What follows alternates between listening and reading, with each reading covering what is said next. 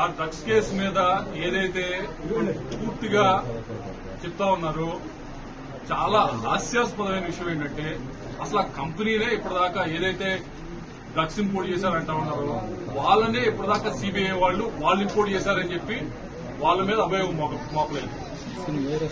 ఏదైతే కంపెనీ ఆ కంపెనీలో నేను డైరెక్టర్ని కాదు, షేర్ హోల్డర్ని కాదు, ఏమీ కాదు. సో ఆ కంపెనీలో ఒక డైరెక్టర్ తో నేను ఎప్పుడో కొన్ని సంవత్సరాల క్రితం నాతో ఫోటో దిగితే ఆ ఫోటోలు లింక్ చేసి నాకు సంబంధం ఉందని చెప్పి ఇటువంటి రాయటం, దీనిపైన ఇప్పటికే ఎలక్షన్ కమిషన్ నేను నోటీస్ ఇవ్వడం జరిగింది. తొందరలోనే పరువు నష్టం దావా కూడా అయిపోతా ఉన్నాను. దానికి పరువు నష్టం దావా నా దమ్ముంది కాబట్టి నేను వేస్తా ఉన్నాను. దానికి సమాధానం చెప్పండి. ఇది మరీ హాస్యాస్పదం. ఎక్కడో నాకు రోజు 100 మంది ఫోటోలు దిగుతారు. నిజంగా దానికి నేను సంబంధం ఉండుంటే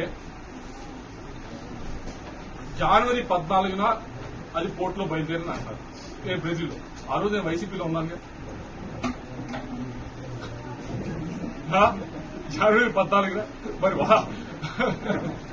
అది పాప కంపెనీ వాడికే సంబంధం లేదు.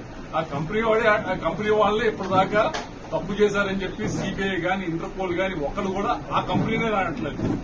ఆ కంపెనీ వాళ్ళనే పాప ఇప్పటిదాకా దోషిగా నిర్ధారించుకుంటే నాతో 8 సంవత్సరాల క్రితం 9 సంవత్సరాల క్రితం ఆ కంపెనీలో డైరెక్టర్ ఒక ఆయన నాతో ఫోటో దిగితే నా మీద వేసి అదో పెద్ద ఫోటో వేసి చూపించడం అనేది ఇంతకంటే హాస్యాస్పదమైన విషయం, ఇంతకంటే విచారించాల్సిన విషయం ఏమన్నా ఉందా?